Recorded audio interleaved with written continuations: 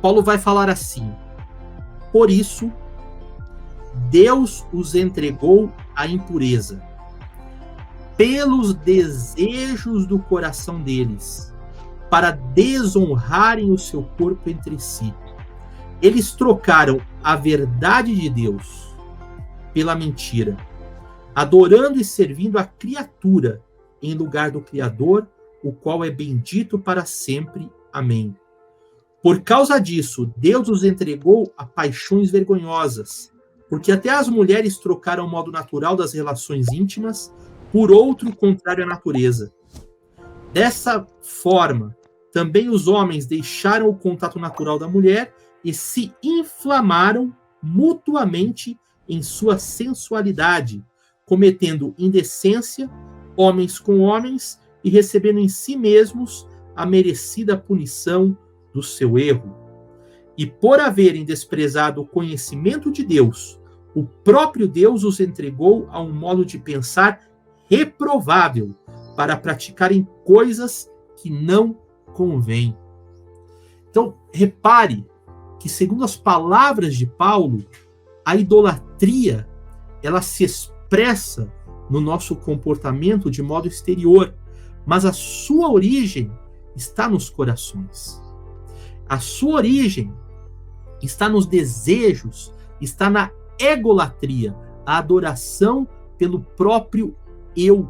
E quando nós falamos nesse tipo de adoração, os nossos dias, os dias modernos, são dias incomparáveis no sentido da pessoa buscar prazeres, buscar satisfação, só pensar em si próprio, ser extremamente egoísta. Então você veja que a idolatria, ela começa no coração. O primeiro ídolo que nós fazemos está no coração. E a partir desse ídolo que nós levantamos no coração, nós então passamos a fazer outros ídolos também. Nós passamos a desprezar Deus também nos nossos comportamentos. Então repare que idolatria não é só imagem, é tudo que ocupa o lugar de Deus, né? É uma idolatria que começa no íntimo, no interior, e então ela dá origem a todas as outras. Olha no verso 29, ainda neste capítulo, o que Paulo nos ensina. Estão cheios de todo tipo de injustiça, perversidade, avareza e maldade. É por isso, queridos, que a Bíblia não faz separação entre coração e atitudes. Deus quer os nossos corações. Quando Ele tem nossos corações, Ele tem também as nossas ações. Quando nós realmente temos um coração íntegro e fiel a Deus, nós também o adoramos, o amamos e servimos apenas Ele. Mas quando nós temos a concupiscência, quando nós temos o pecado arraigado nos corações, este pecado ele se manifesta com nossas ações. Estão cheios de inveja, homicídio, discórdia, engano e malícia. Agora, olha só, quando você está cheio disso, você se torna difamador, caluniador, inimigo de Deus, insolente, arrogante, orgulhoso, inventor de males, desobedientes aos pais, insensatos, desleais, sem afeição natural e sem misericórdia. Embora conheçam a sentença de Deus, de que os que praticam tais coisas são passíveis de morte, veja, isso é pecado. Porque o castigo do pecado, o salário do pecado é a morte. Eles não somente as fazem, mas também aprovam os que as praticam. Então veja, a idolatria não é somente fazer, a idolatria é aprovar ou compartilhar, ou então não falar. Por isso que nós estamos aqui tratando um programa sobre este tema tão importante. A idolatria, queridos, é a raiz dos grandes males. Ela está na raiz da queda do homem. Lá em Gênesis capítulo 3 e verso 5, a Bíblia diz que aquilo que motiva Adão e Eva a pecarem é quererem ser iguais a Deus. Você só tem um Deus para adorar. Quando você quer ser Ele, você está tirando Deus do seu lugar e está levantando outro Deus para si próprio. E a pessoa que idolatra se torna escrava do ídolo interior. Seja esse ídolo o desejo pela glória, que vai motivar as suas ações, inclusive pisar nos outros, inclusive querer ser melhor que os outros, inclusive se esquecer do grande mandamento que é servir o seu próximo e amar o seu próximo como a si mesmo, ignorar a Deus. Ela vai...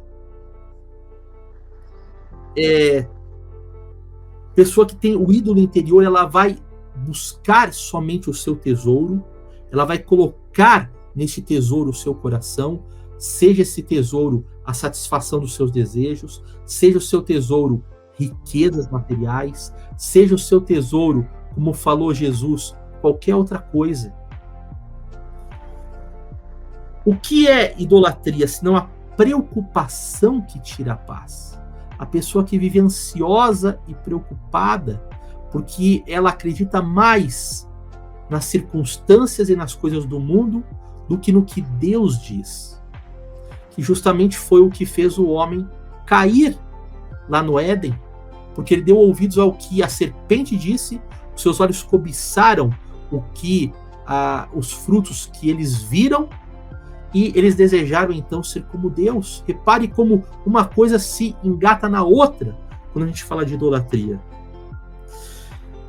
A idolatria é quando nós buscamos, queridos, em primeiro lugar, né, relacionamentos humanos e não a vontade de Deus. Então Deus fala para você não, e você vai lá e faz. Isso pode ser um namoro, pode ser um casamento, isto pode ser o sexo. Sim, pessoas que vivem guiadas pela libido, guiadas apenas para satisfazer os seus desejos sexuais, que não são capazes de esperar, né, mais o casamento.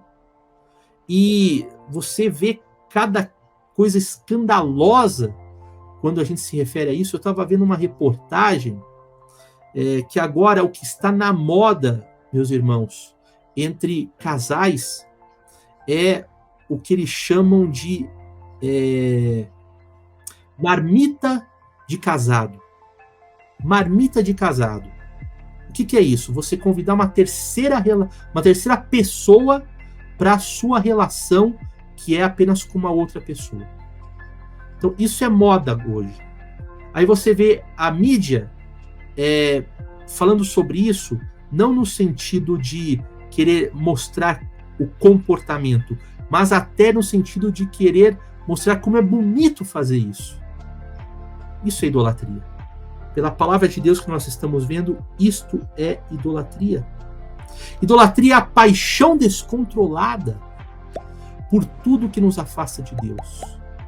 Então hoje você tem os jogos, você tem o dinheiro, você tem até mesmo na igreja, quando a pessoa vai para a igreja, mas ela não vai buscar o autor da bênção, mas vai buscar somente a bênção.